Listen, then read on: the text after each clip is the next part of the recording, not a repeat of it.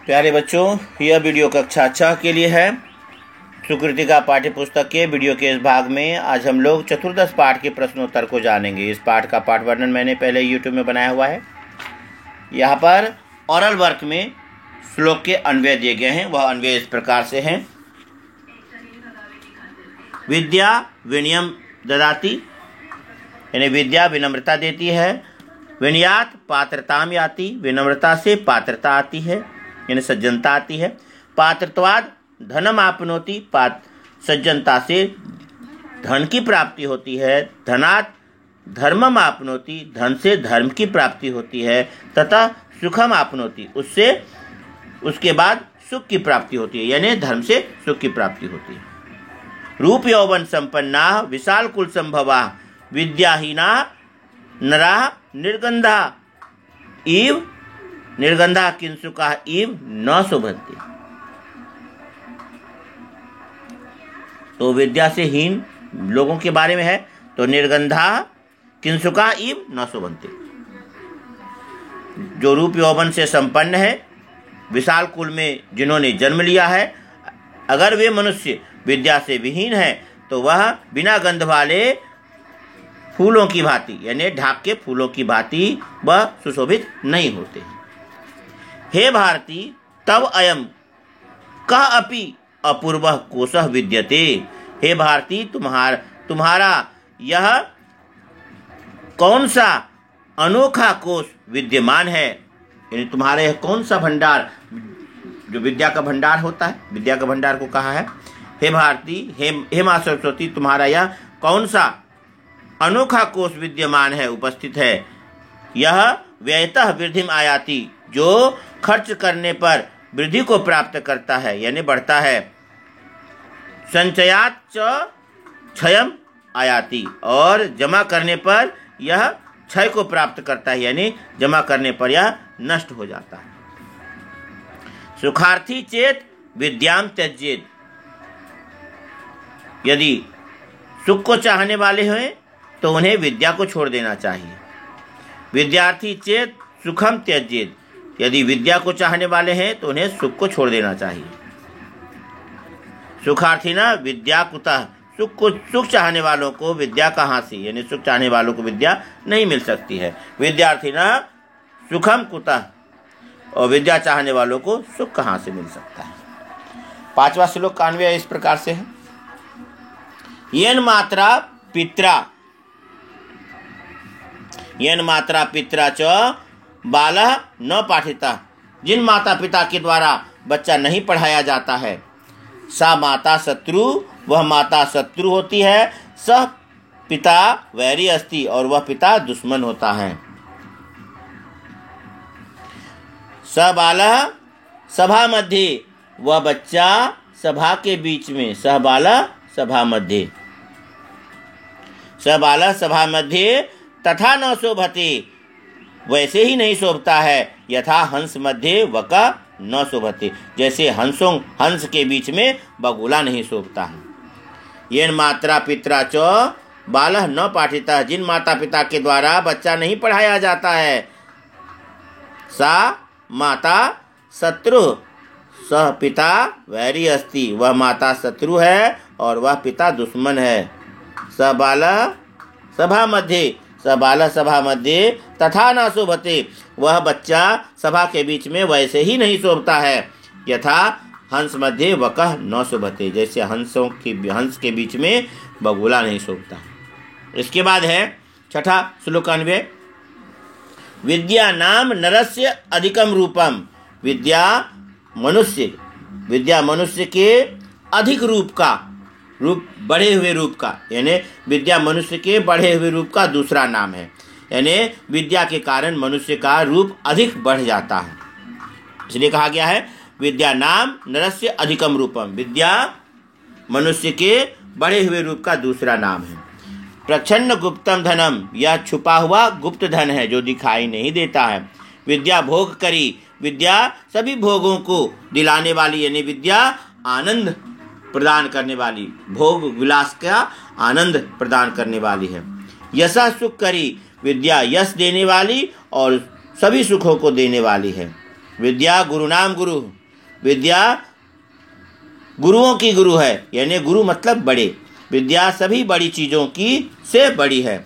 विद्या विदेश गमने बंधुजना, विद्या विदेश जाने पर भाई के समान है।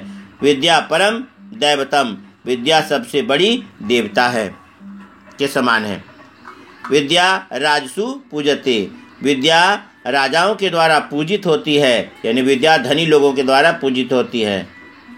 ही धनम न, ही धनम न मतलब धन, वहाँ धन की पूजा नहीं होती, धन का महत्व नहीं होता है, क्योंकि धन उनके पास होता ही है। ही धनम न, फारसीकार ही होगा, ही धनम न। तो विद्या राजसु पूजते ही धनम न, विद्या राजाओं के द्वारा पूजित होती है, धन की नहीं, वहाँ धन की पूजा नहीं होती है। विद्याहीना नरः पशु अस्ति, विद्या से हीन मनुष्य पशु के समान है। इसके बाद 2 नंबर जो वैकल्पिक प्रश्न है उसका उत्तर इस प्रकार से होगा। उत्तर के साथ में विनयात किम याति, विनम्रता से क्या आती है? तो पात्रताम, पात्रताम भरेंगे, पात्रताम योग्यता आती है, ये ऑलरेडी भरा हुआ है। अंते जो भरा हुआ है उसे भी लिखेंगे इस प्रकार से। अंते किम प्राप्यते, अंत में क्या प्राप्त होता है? तो सुखम, अंत में सुख प्राप्त होता है विद्या से। किंसुका कीदृशा भवंती, ढाक के फूल कैसे होते हैं? निर्गंधा, बिना गंध के होते हैं, निर्गंधा। विद्या कुत्र पूज्यते, विद्या कहाँ पूजी जाती है? राजसु, राजाओं के पास, यानी राजाओं के द्वारा, राजाओं के पास में, यानी राज दरबार में, राजाओं के पास में, राजाओं के पास विद्या पूजित होती है, विद्या सम्मानित होती है। पूजित होना मतलब सम्मानित होना। विद्या कुत्र पूज्यते? राजसु, राजसु भरेंगे वहाँ पर। इसके बाद जो दिया हुआ है वह है संधि, संधि विच्छेदम वा कुरु, संधि करें या संधि विच्छेद करें। को अपि, कह और अपि विसर्ग संधि है, तो कह और अपि के मिलने से को अपि बना था, तो उसे 2 जगह से तोड़ेंगे। कह और अपि बनेगा तो 2 पार्ट हो जाएगा, कह अपि, यह ऑलरेडी दिया हुआ है। इसका दूसरा नंबर जो उसका है क का, वह है कोसह अयम, यह भी विसर्ग संधि है, कोसो अयम, तो अह ओ में बदल जाएगा, और यह अ ऐसे जैसे ड है, ड की तरह लिखाएगा, इसको अ ही कहते हैं। तो कोसो अयम, यहाँ कहेंगे कोसो अयम, कोसह अयम, कोसह जोर अयम, कोसो अयम। फिर है धनात् धर्मम, धनात् धर्मम, तो हलंत है, वह द में बदल जाता है, और द संयुक्त हो गया धर्मम, तो धनात् और धर्मम के मिलने से बना था धनात् धर्मम। इसको इस प्रकार तोड़ेंगे, और यहाँ पर संधि विच्छेद क्या हुआ है? संधि करना है, तो विनयात याति, यहाँ पर भी तो हलंत है, यह भी द में बदल जाएगा, और द हलंत हो जाएगा तो द या संयुक्त हो जाएगा द्याति, तो विन्यात द्याति, विन्यात द्याति, विन्यात और याति के बनने से बनेगा। विद्यार्थिना, विद्या जोर अर्थिना, विद्यार्थिना, विद्या और अर्थिना के मिलने से विद्यार्थिना बना, आ और अ के मिलने से आ बन गया। सुख और अर्थिना के मिलने से बनेगा उसी प्रकार से सुखार्थिना। इसके बाद क्वेश्चन नंबर 4 है। क्वेश्चन नंबर 4 में जो दिया हुआ है वह देखेंगे, शब्दानाम अर्थम लिखित्वा वाक्यानि रचयत, शब्दों के अर्थों को लिखकर वाक्य को बनाना है।